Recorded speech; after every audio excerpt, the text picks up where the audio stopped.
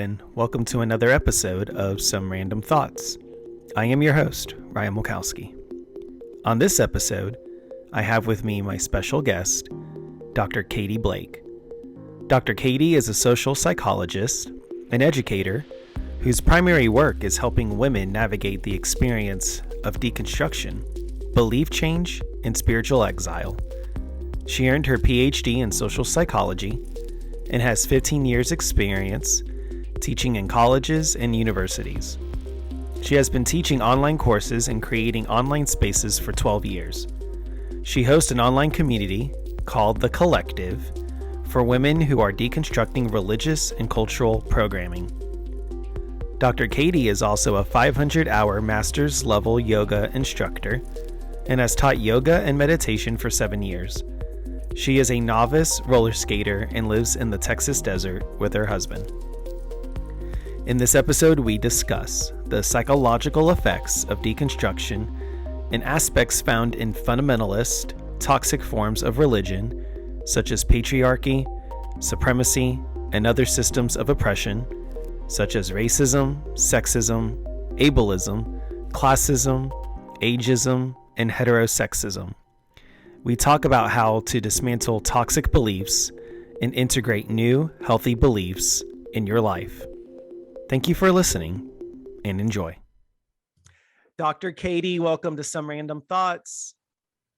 Thank you so much for having me here. I'm just honored and grateful, and I'm just really excited to get to talk with you. I feel like we've had these kind of like touch points in social media and different spaces, Clubhouse, Twitter spaces, but I love being able to sit with you face to face and get to know you more. Really, the honor is truly all mine, if we're honest. I am a huge fan of your work and what you're doing in the world. It's so heavily needed, and we need more voices like yours and with the expertise that you bring. So thank you for being here. And I have Dr. Katie Blake with me. We're going to be talking about the psychology of deconstruction. And the reason why I want to talk about the psychology in particular is because I can't think of a better person to talk about this with than Dr. Katie Blake.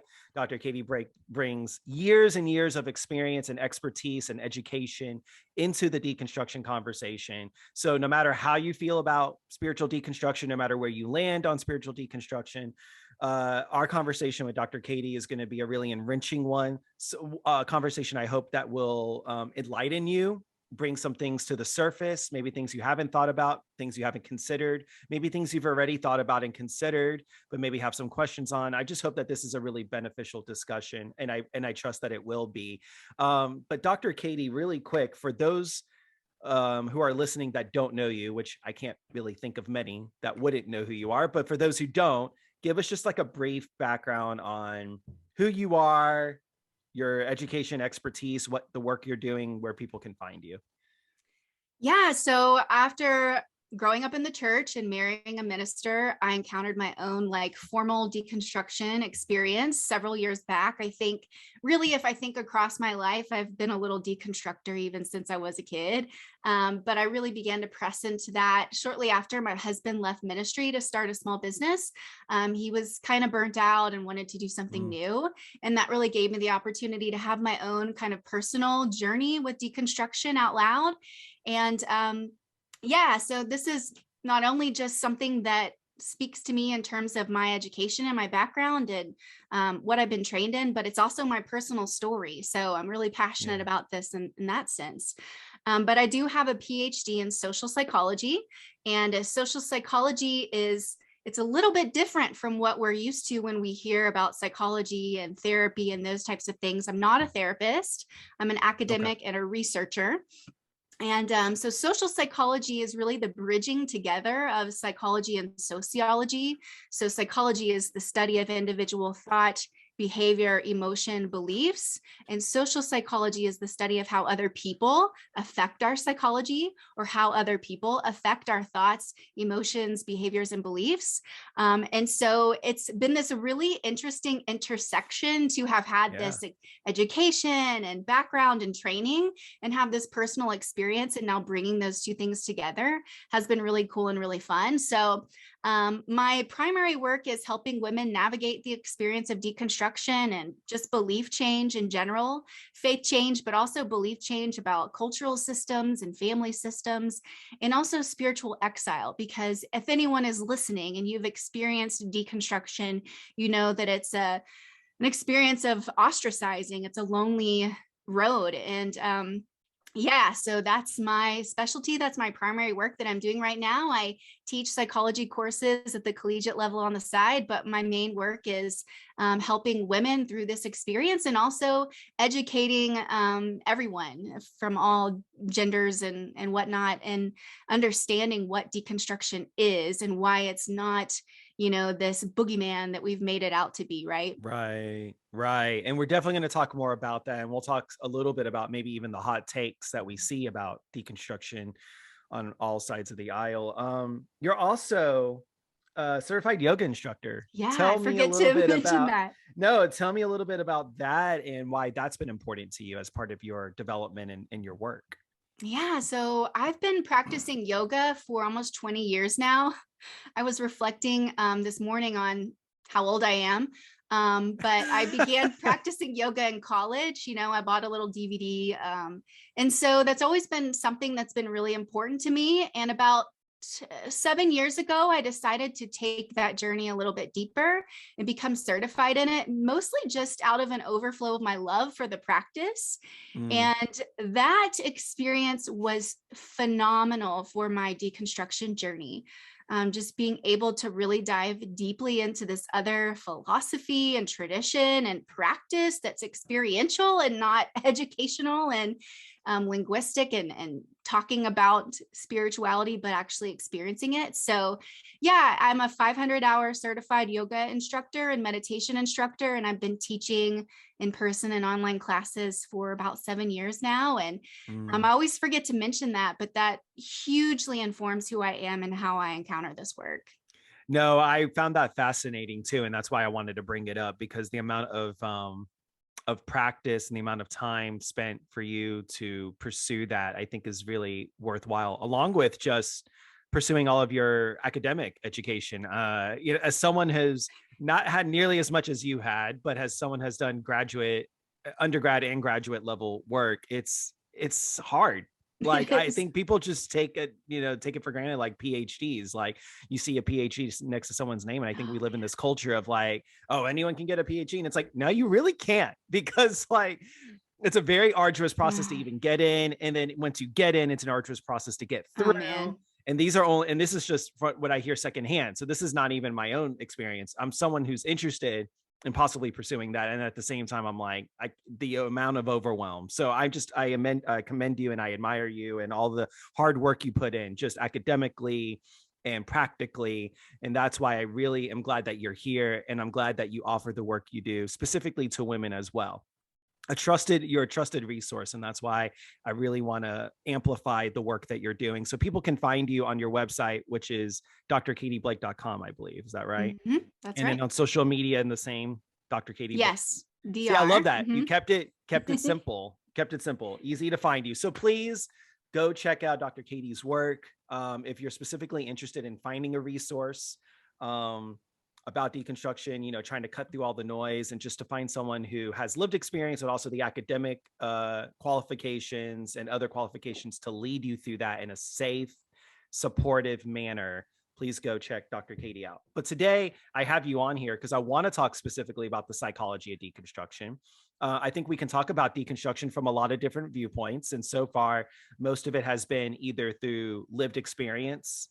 So we're kind of touching on maybe more sociological, cultural aspects of deconstruction, which is the majority of the noise. I don't want to say noise, the majority of the narrative. Noise is not the right word. The majority of the narrative that you're going to get is a lot of lived experience, which is important.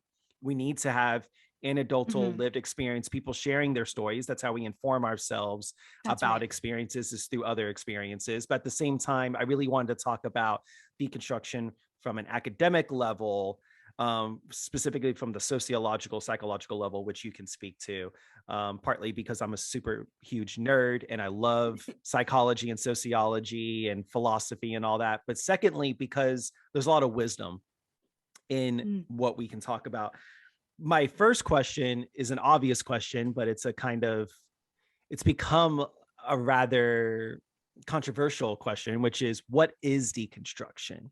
Because when people ask what is deconstruction, it's kind of like you Yes, ask 10 people, you get 10 different answers. that's right. But what is your most informed expert opinion on what is deconstruction, specifically when we talk about religious spiritual deconstruction? Because the actual word deconstruction goes back to, I think, Jacques Derrida. Is that That's how you right. pronounce his last name? And he wasn't even talking about religious and spiritual deconstruction. He was talking about like linguistics and language and Yeah, and objectivity culture. and Yeah, culture and and social relative. issues and Yeah. injustice. Yeah, some of those So, things. Yeah. so talk about the history, because you know the history behind that. So talk a little bit about the history, but then talk about how it translates over to our conversation on religious and spiritual deconstruction culturally. So so Dr. Katie, what is deconstruction? Yeah, just as a quick caveat, I think one of the things that we actually just had a workshop in my community talking about a deep dive into deconstruction. And one of the main messages that I wanted all of the women in my space to hear is that, like, no one owns this term, and I think there needs to be this like really careful balance between it can't be a free for all. And also, if somebody else is using the term deconstruction in a way that doesn't align with you, I don't think that means that they're the gatekeeper for it. If Okay. deconstruction to them means deconversion and that's not what it means to you, then that doesn't mean you have to throw it out, right? Okay. if the if Interesting. the if the language, I think, speaks to your lived experience and it helps you to communicate what you are experiencing in a way that feels like it's helpful, then I say use the term, right? Don't let anyone tell you that it's off the table or it's not safe or whatever. I think there is this, I think it's a very deconstructed way to look at the term deconstruction. So that's very meta, It's very but meta. I was about to say it's very meta of you, Dr. Katie. Yeah. but that's my ultimate kind of caveat, fine print before diving into it, is like, Okay. nobody gets, like, if my definition here today doesn't resonate with you, I don't think that means that I'm the gatekeeper for whether or not you can use the term. So there is some linguistic cultural flexibility, you would say, in the Yeah, term, and that that would be there's not a Derrida's. rigid Yeah, term. Okay. and that would be, in my opinion, Derrida would love that, as the Okay. original person who coined the term deconstruction. Yeah. Mm-hmm. So a lot of people think that deconstruction is this new term that's kind of been birthed out of the masses of people on the internet identifying as evangelical, right? Right. But this term actually nods all the way back to the 1960s. With a French philosopher, as you said, named Jacques Derrida, and he first coined this term deconstruction. To read his work straightforward, I think, is really tough. So I don't typically send people straight to Derrida's work. There's a great Yeah. book by Peter Rollins, who's one of my favorite voices. Oh, Um, really good. Really good. yeah, it's called How Not to Speak of God. That's a great, probably, entry point to deconstruction because it's a tough idea to really nail down. But yeah, I mean, his kind of overarching view of what deconstruction is was to dismantle our really tightly held loyalties towards specific ideas and to allow ourselves to be open-minded in the sense that we can see the good and the beauty in what seems like the opposite of our beliefs that we're holding so tightly to. So there's kind of two things there. It's like dismantling our white-knuckled loyalty and also our willingness to listen and to sit back and to look at other traditions or belief systems and define the good in that seeming opposite, because there's good and bad in all of it, right? We live in this very Yes. binary world where it's like, this is the list of things that are good and this is the list of things that are bad. And that's just not allowing enough nuance for human experience. So that was essentially kind of his idea of what deconstruction was. And he was very passionate about political and social issues and issues of injustice. And so he talked a lot about patriarchy, which I think is one thing that we'll talk about today. He talked about some of these ideas that may have lended themselves well to the current idea of faith deconstruction. For me, it's really three buckets. I think Okay. it's asking hard questions about inherited tradition, and it's dismantling belief systems, whether they're individual or collective, that don't seem to serve well, that don't seem to make sense anymore. But the piece that I think is so important that often gets lost in the idea of deconstruction is that it's also making space for creating something new, for building a belief system that is rooted in a sense of uncertainty and not trying to get everything right and correct, right? Because that's really just ultimately not the point of being a human being. But there is this exciting piece of deconstruction, which is allowing yourself to rebuild something anew. So the image that I like to think of a lot is, at least this was how my experience felt, is that everything was kind of breaking and falling down around me and everything was in pieces on the floor. But the most exciting, like exhilarating part of all of that was that I got to look around at all of the pieces and pick up and inspect and decide, what do I want to create? Maybe a mosaic of the broken pieces on the ground. What do I want to create for myself and for my faith beliefs, but for my life? And so I do feel like that piece sometimes gets overlooked in the narrative and the noise of that there is this really exciting opportunity in deconstruction. It's not just this hard experience. It's a both and, but it's also this great opportunity for growth and change and freedom. And I just find that really exciting. Well, I really appreciate that overview of deconstruction. And it sounds like in your particular construction of it, your particular understanding of it, there's a hopefulness to it that I think is somewhat lacking when we see Yes. other narratives of deconstruction, which is either the really problematic, like conservative evangelical form of it, which is just like, it's just people who, don't love God and they want to be godless and they want to sin and they just want to do whatever they want and they don't want accountability, like that kind of very, unhelpful definition. Then you have the other ones that are kind of like, oh, like you said, deconstruction is just a slog of nihilistic hopelessness as you're continuing to dismantle your identity and your beliefs and your values and your morals and traditions and things like that. And you provide this really nice in between, this really nuanced in between definition of there can be a hopefulness in it. There is a hardness too. Yes. It's a both and, which kind of harkens back to one of my favorite methodologies is like dialectical behavior therapy. Because me and my wife are training to become therapists, and my wife has been currently training in DBT. And DBT, one of the basic tenets of DBT is that it could be both and. There could be two things that can seem contradictory or opposite, but both could be true. And how do you hold both of those in tension? And I think that's a really transformative way of viewing and thinking in the world that we don't see a lot of. We still tend to see this very binary, us versus them, this versus that kind of mentality, which doesn't really hearken, or it doesn't really benefit like the ideals of democracy when it comes to politics, or multiculturalism when we talk about society. It doesn't lend to that self well. So I'm really glad that you're trying to form a definition that can be very inclusive, somewhat flexible, but also have some grounding to it. Right. And so thank you so much for that. Let me ask you then, you were talking about, let's talk about the three buckets. I like that structure. So let's go over each bucket. So the first one was what? Inherited. Asking hard questions about inherited tradition. Inherited tradition, asking hard questions about inherited tradition. Let's do that first bucket, Dr. Katie. So what are some of the inherited traditions that you know of in faith or spiritual beliefs that have existed historically? What are some of them? And then how do we ask hard questions about those? Yeah. So one of the things that we know about social psychology is that we essentially just model behavior that we see from others in our lives from a very early age. And that's a huge part of who we are and who we become. Huge part.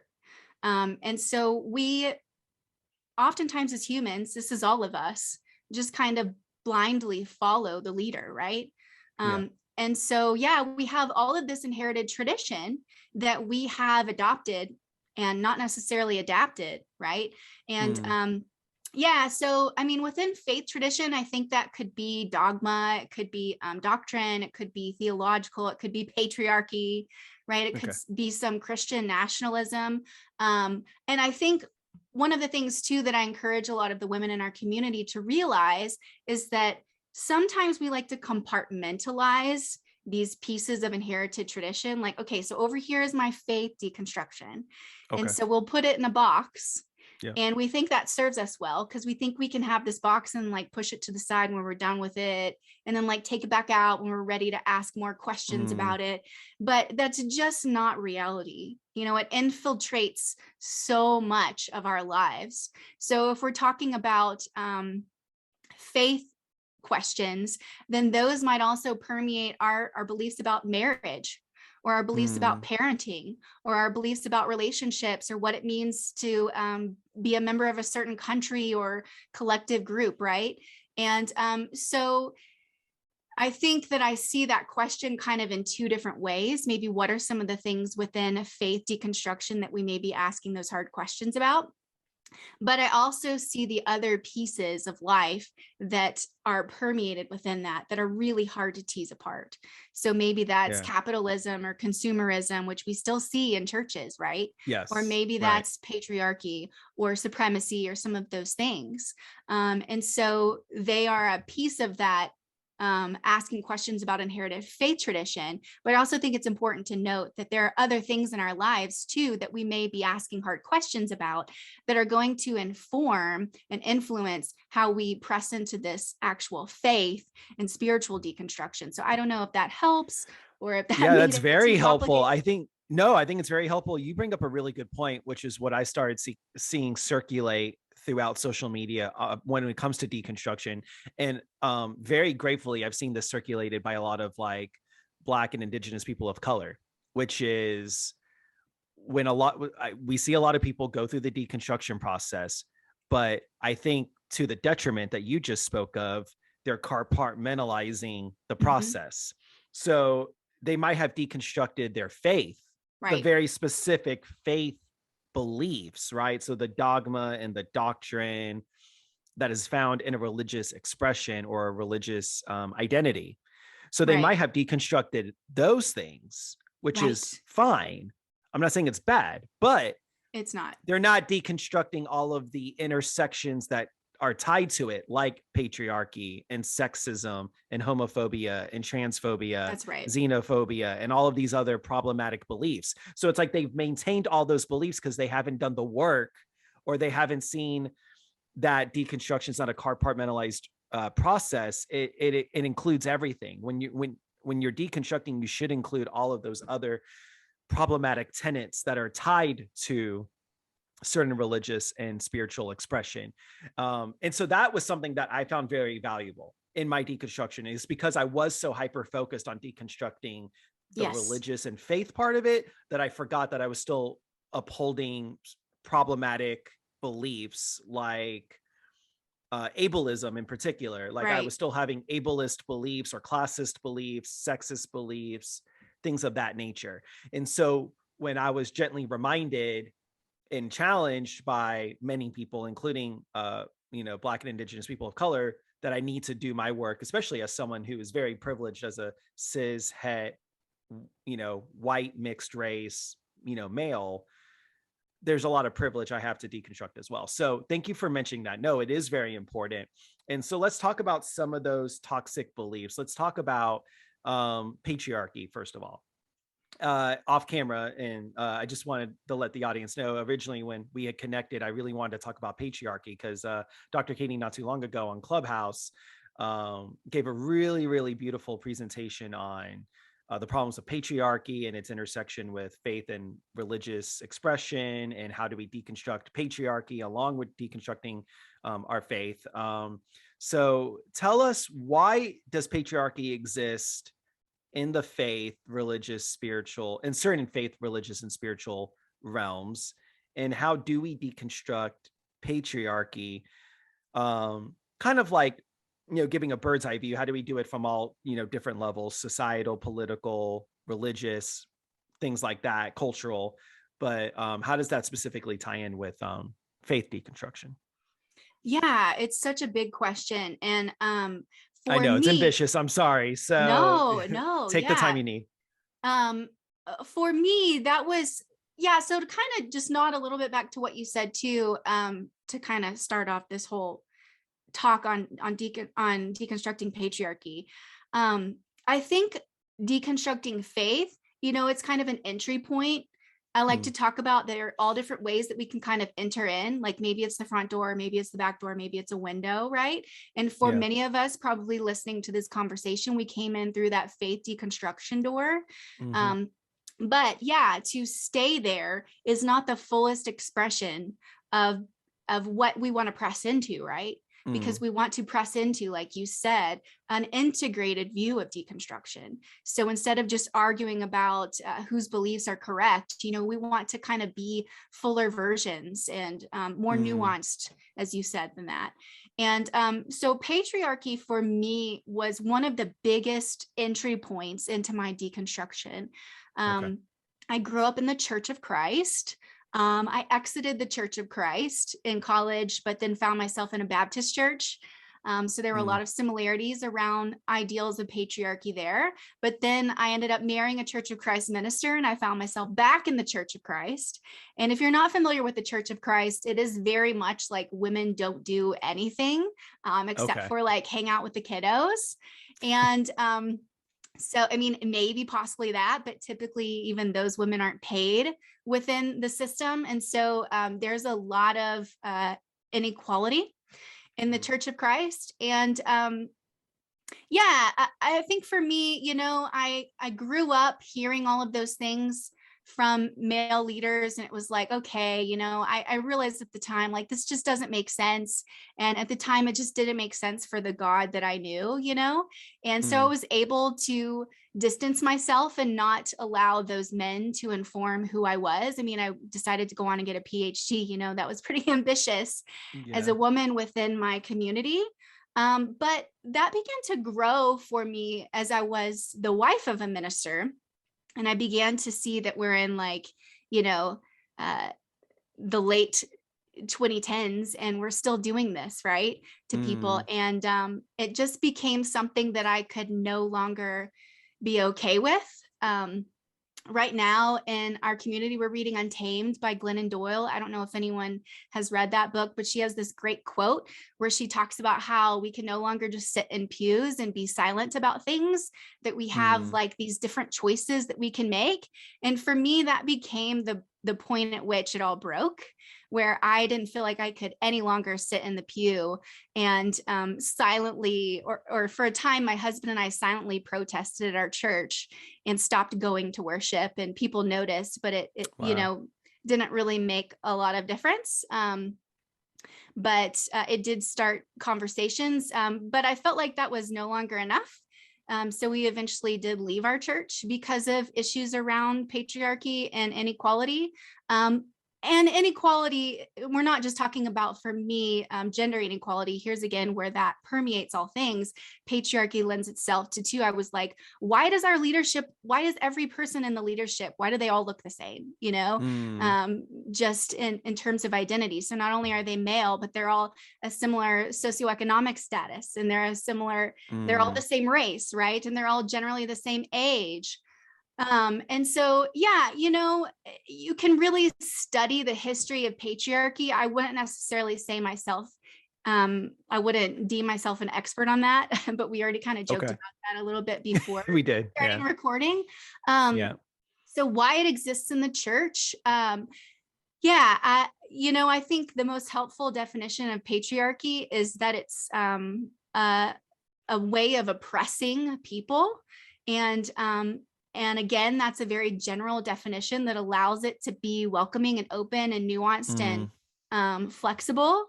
And so, I think with a lot of these issues, it really takes having a personal experience oftentimes in deconstruction, where we can talk about some of the ideas and the definitions and things like that.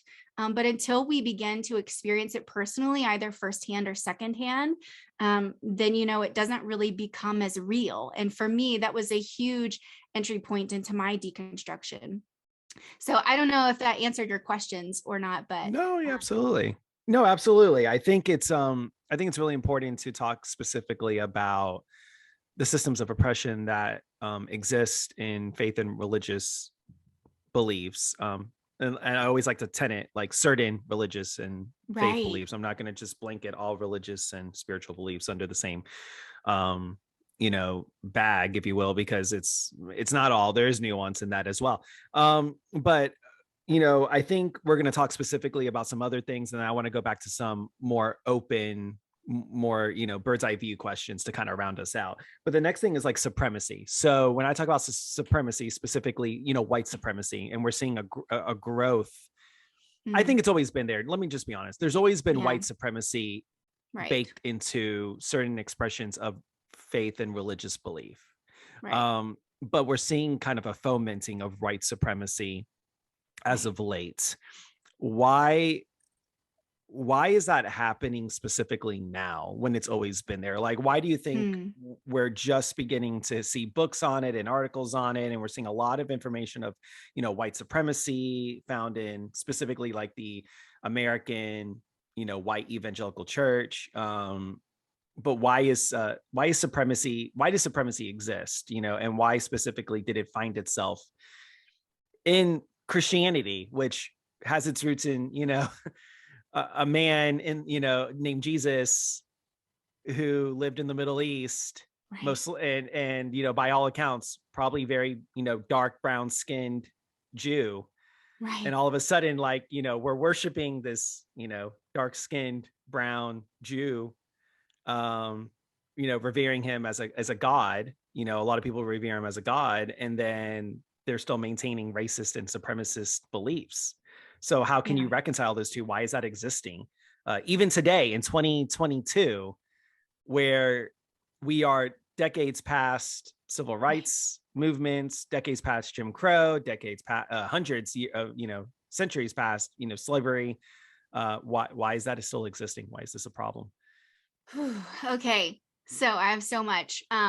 And I think, I kind of wanted to start out not being too academic and jargony and nerdy, but I may kind of step into that space here. So, like, Okay. pull me out of the weeds if you find I'll do me my best. I'll do my in a best. space. Yeah, I mean, I was trying to speak on like personal experience, but here's a question where I think there's a lot of really interesting theory. Of course, I myself cannot have the definitive answer for Right. why this is taking place, but I think there are some really cool ideas that I can present to you all that may be helpful in understanding it. Okay, so what I love about social psychology is that it tells us all about how we trend as humans, like as Mm, humans. Okay, so like in evolutionary psychology, there's this understanding that men typically look for these types of things in partners, and women typically look for these types of things in partners. And a lot of times people get kind of like uptight and uncomfortable with some of that because they're like, oh, well, I am not that way. Like I am not that type of person. But just the truth about social psychology is that we're talking about trends of human nature. Like we all have these tendencies. But what I love about social psychology is that it allows us the opportunity to step into self awareness. That's a huge thing for me, is self awareness. Because once we can begin to be aware about the ways in which we navigate the world, we can do something about it, right? Okay, right. so one of the things that we know in social psychology is that we are very egocentric, Mm, humans, all of us, and we are very ethnocentric. Now, there are a couple of reasons for why that's adaptive and why we've evolved that way, right? It's adaptive for us to be that way because it helps us survive. It's a self-protection strategy to be egocentric and to be concerned about what's happening to me, because the people who are that way typically are more likely to live, right? At least, especially in society, maybe a few hundred years back. Um, so there are adaptive reasons for us to be egocentric and ethnocentric. It's not something, again, that we want to step into shame about. It's just who we are. So okay. when we can become self-aware, and maybe I should define some of those terms, that we're egocentric and ethnocentric, then again, we can do something about it. So egocentric just means that like I am self-focused. Okay. Ethnocentric means that I am like identity focused. So whether that's country of origin, or whether it's race, or whether it's Christian versus Buddhist or whatever, we are very ethnocentric. And we as humans, as just living beings, are also very tribalistic. Our brains initially create these us versus them dichotomies. That's just how our neuroscience has evolved, right? And again, that's been an adaptive thing over time for us to stay safe in our societies, maybe in hunter-gatherer societies, for us to know who's out and who's in. But now we're in 2022. And again, we need to ask hard questions about that inherited belief system. And we need to dismantle some of it, right? Because it's no longer serving us in 2022, right? So yeah, I think that why maybe perhaps it's rebirthing itself now. Of course, I am not a definitive, omniscient being to be able to say why. But there's this really interesting theory called terror management theory. Okay. That's terror management theory and social psychology. And the idea is that we behave and engage in behavior in a lot of different ways because of our fear of our own mortality. Wow. Okay. Yeah, so I will repeat that again. So we are motivated by our fear of our own mortality. So we become very aware of our own mortality. And there's different nuances of this, that can change as you age. But that fear begins to root itself in different ways. So another thing that we know about all humans is that we all have something that are called implicit biases. And there's a really excellent group of researchers in social psychology, a group of social psychologists who are doing research on implicit biases. And they have these really cool tests that I would recommend for anyone listening to research. They're called IATs, or implicit association tests. And you can go online, and for free, you can gain some understanding about your own implicit biases. Some of those are going to be patriarchal. So they are able to test through your reaction time on certain tasks. If you prefer men over women, they are able to test if you prefer Democrat over Republican. Wow. They are able to test through experiments and reaction times if you prefer certain races over others, or there's ableist tests. I mean, I don't even know how many there are. There's several of them on the website. Okay. And that is something that I always encourage my college students to do, because this is one of the most exciting things I love to talk about in my psychology classes, is this idea, this slippery slope of stereotypes, prejudice, and discrimination, because we all create stereotypes. We all in our heads have our own, this is what men do, this is what women do. And this is obviously very binary, but this is what old people do and young people do, because it's the way our brains work. Our brains are very binary in their execution. But those stereotypes, which we all have, that we can begin to become, again, aware of and dismantle, easily slip into prejudices. So stereotypes are generally just like adjectives, like women are nurturing, men are strong, right? There's no valence there. There's no nurturing is good, strong is bad, right? They're just adjectives. But prejudices become valenced, right? So that's when I begin to prefer men because of this, or I begin to prefer women because of that. And then the slippery slope goes even deeper into discrimination, when now not only are those emotions tied in and the positive, negative aspects of those things are tied in, but now I begin to behave differently and treat men and women differently, right? And so again, regardless of really who you are, unless you've been meditating for 20 years or something, probably, we all have these tendencies because we're just humans. And so I always love to kind of dismantle too people's tension and discomfort around some of these topics, because we're all the same in that way, in the sense, obviously there are varying levels of that between individuals. There's individual difference.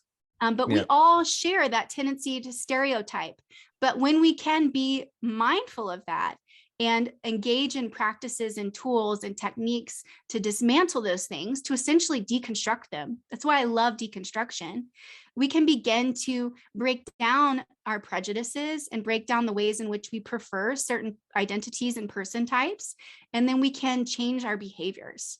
And so I think what's essentially happened in our society these days is that there's a lot going on, and we have social media, and I think we're now connected globally to everything that's happening across the world.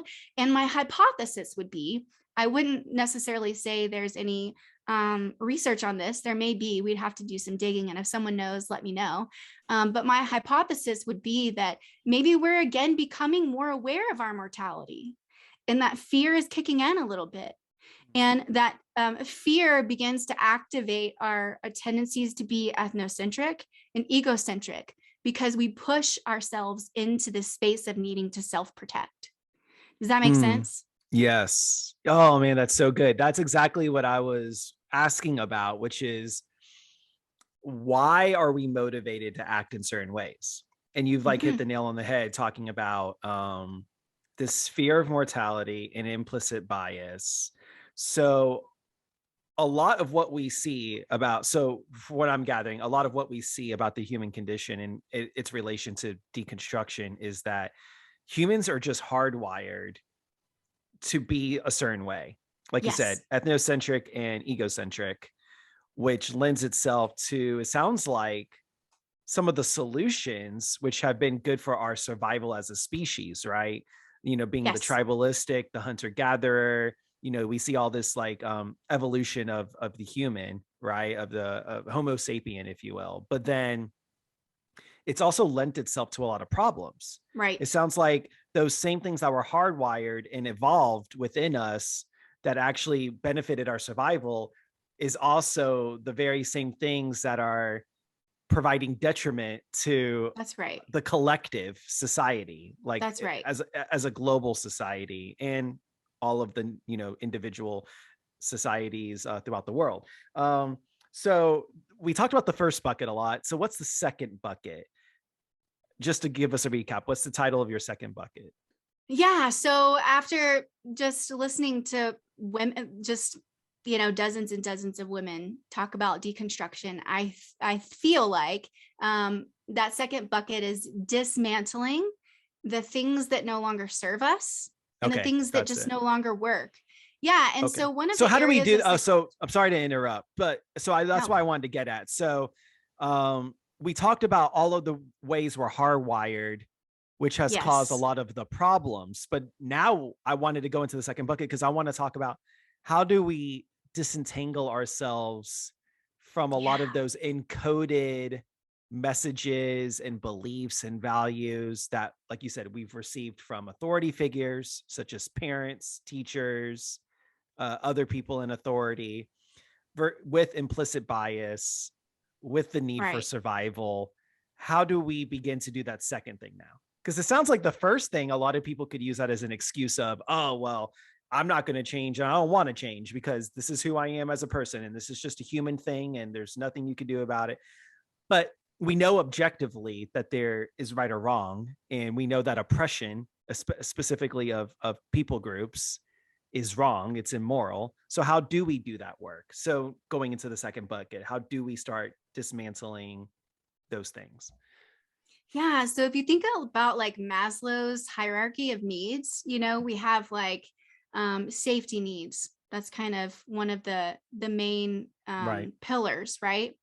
But as we evolve as humans and as a species, we climb the rungs of that ladder, right? And so we reach Yep. like this space of self-actualization and self-determination. And so we may revert to different spaces depending upon our environments, but that's one of the areas of psychology that I love. It's evolutionary psychology. And a lot of the research in evolutionary psychology is showing us that we still have some of these tendencies that lended well for us 200 years ago, Mm. right? But that no longer serve us now. And I think that's happening on a species level, but it's also happening within these different communal levels, like the Christian Right. church or the Western Yep. Christian church, where we've had some things that maybe worked at one point in time. I don't know, maybe they didn't. But they no longer work, kind of some of the things that you're talking about, right? So we want to evolve into being Yes. more self-actualized and more self-determined and more altruistic, and see ourselves as members of the humanity identity versus members of these different identity markers Yep. that make us tribal. And so, yeah, I think, again, that first step is self-awareness. It's not getting caught up in kind of like the self-shame of, oh gosh, I'm this way, because that pushes us into that space of like what you're saying. Well, this is just who we are, and this is just who I am, and I don't need to change it because, I can't. That self-awareness opens that window and allows us to see that we can change, and that change is healthy, and that growth is good. And so for me, but this nods back to my yoga teacher training and my experience in meditation and those types of things, and my interest in meditation and all of that. I think that it's very important to adapt and adopt a non-binary, non-dualistic mindset, right? And that would be a very Derridian viewpoint, is to be able to like listen, right? And observe and explore. And that asking of those questions allows us to step into that dismantling space, right? Because if I believe with certainty that I have all of the answers, then I am not going to be willing to sit down to a podcast and listen to someone else share their viewpoints. I'm not going to be willing to listen to someone who lives in a different country than me, or has a different life experience than me, or a different identity background. So I think that piece of self-awareness is super important. I think that knowledge of recognizing that we are an evolved species and that we have certain tendencies that maybe lended well to us like hundreds of years ago, but those things take time to change biologically, and that we can be that force of change, and then to be willing to listen. It's like that viewpoint from Jacques Derrida, to step back and to find the possible good in the seeming opposite. Wow. That's no, there's just a lot there. And like I said, I mean, we could do like a whole series of episodes breaking down kind of like each system of oppression one by one, and talking about like the foundations of those and why those exist, how to dismantle those, and then rebuilding new beliefs. But I want to cover in the little bit of time that we have, that third bucket. And so you're identifying, basically, to summarize, you're identifying inherited beliefs. And then if you're willing to identify those and willing to go into the second bucket, which is dismantling the problematic connections to those beliefs, what's that third bucket lead us to then? And how do we continue to evolve and propel forward in our deconstruction, and then maybe just ourselves as human beings? Yeah. I like to think of it as rebuilding with creativity and confidence. Mm, Um, and a healthy dose of uncertainty is tied up in that, right? But we have to find some ability to be confident, to step into uncertainty, in some ways. And I don't see those two things as the same. We're talking about uncertainty within being confident and creative. There's this really great quote from Abraham Joshua Heschel, and I'm paraphrasing a little bit, but he says that your life is a work of art. And so now you get to go out and create it, that essentially you're mm, not just a cog in a machine, right? But that it's this work of art. And I'm an yeah. Enneagram 5. I'm not really an artist. I see my academic work as creative work, but I'm not really like a Mm, painter or anything like that. But I think it's a really good image of seeing both our belief systems and our lives as this creative work. So like, what do you want it to be? mm, What do you want to go out and with curiosity create? with that healthy sense of uncertainty and that willing to be open-minded and step into non-duality, right? And to see the good in what others may bring to the table, but also to see the good in what you may bring to the table as well, right? It's that picking up of those pieces with creativity, confidence, and uncertainty, and rebuilding the life that brings brings life to you. I think that's something else that I think about a lot too, is like, what brings life? Follow the life. No, and I love that quote from Heschel, and I remember reading that quote specifically in Rob Bell's book Drops Like Stars, which is one of my favorite books. And well, any book by Rob Bell is my favorite book. Same. Confession there.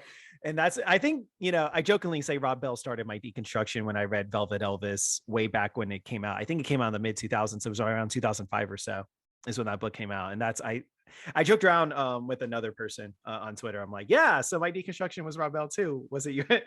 But to close our program, you've given a lot of valuable information. And so people are going to have to listen to this over and over and over again, because there was so much wisdom, so much information.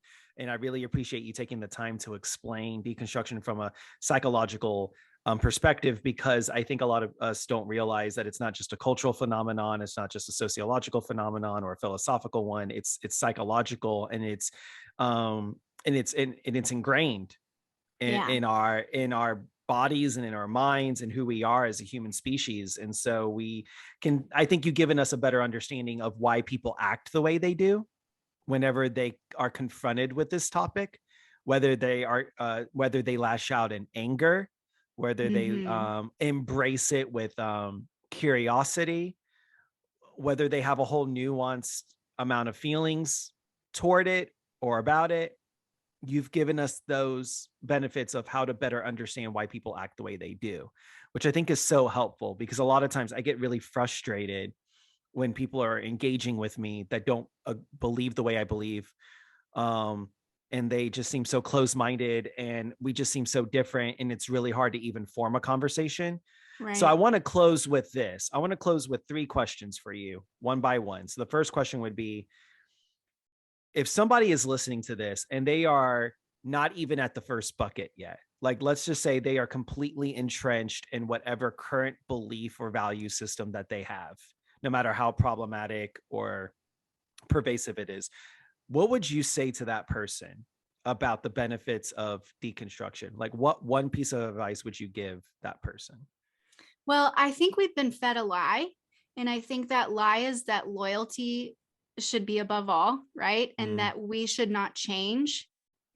And if we look around at life in our human experience, literally everything that's alive grows and changes, even the universe. That's another kind of thing that Rob Bell dives into, right? Yeah. Yep. So why would we expect like the sunflower in my garden or the tree or the universe to grow and change and not expect that of ourselves?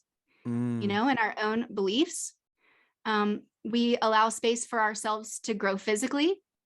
Why do we not allow ourselves to grow psychologically and in our beliefs, right? And if we had another hour, we could talk about the different theories in psychology that show that changing and growing beliefs shows that we are maturing. That a mature belief system, a mature faith system, is one that grows and changes. And for me and my personal experience, and from many of the women that I speak to, we've just been told that we are not to change in our beliefs, that they should be steady as a rock and unchanging and stagnant.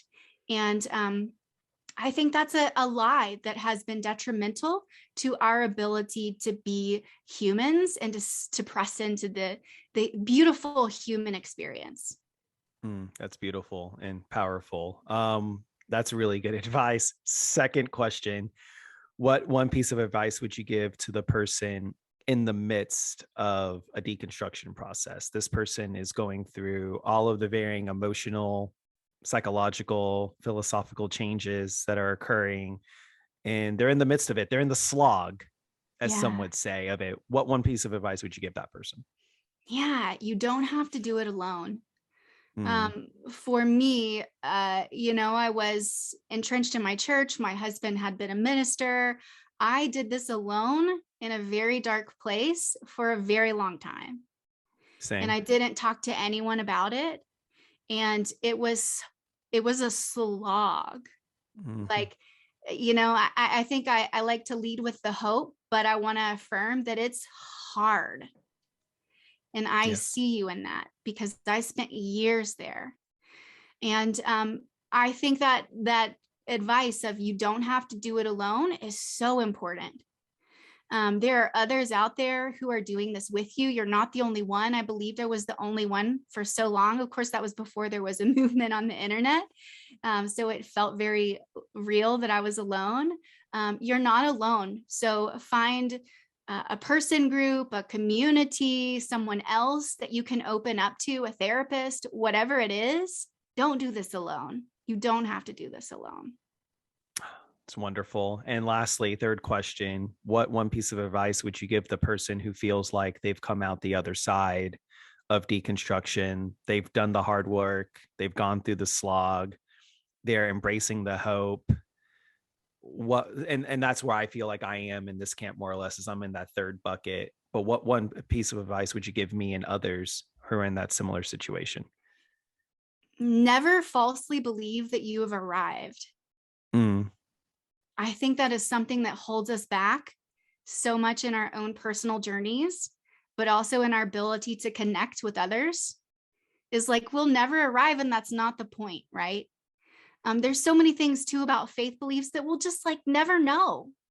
We can theorize, we can talk about what happens when we die, but I don't know. I don't have any conscious memory of actually dying, so I mm, don't know. So it's right. holding that ability to be uncertain about things and recognize that there is never like a graduation point and you're done and you've Mm, arrived. Like, this is all a cyclical process, and expect that you're going to wake up one day and be like, oh my gosh, I haven't dismantled supremacy or ethnocentrism or academia or whatever it is for you, mm. nationalism, and that you have entered onto the path, and it's a lifelong path. So welcome to the path.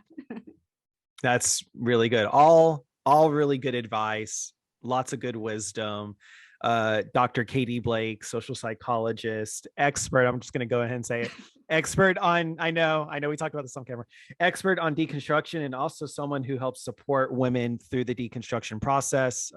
Also yoga instructor, professor, just all around amazing human. Dr. Katie, thank you so much for being on the podcast. I've really enjoyed our conversation, and we'll have to have you back on another time soon.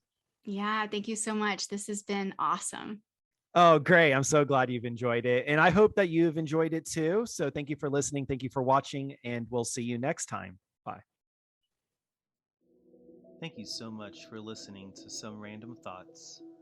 You can find the podcast in audio form wherever you get your podcast and at anchor.fm/some random thoughts.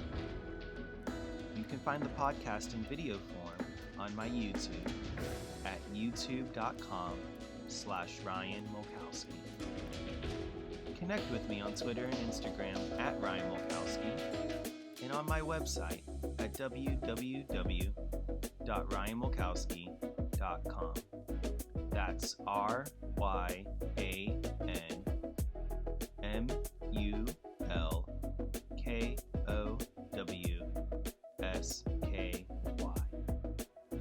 Programming note: this is a completely self-produced project, and the guests on this program have volunteered their time. So until next time, you have one life. Make the most of it.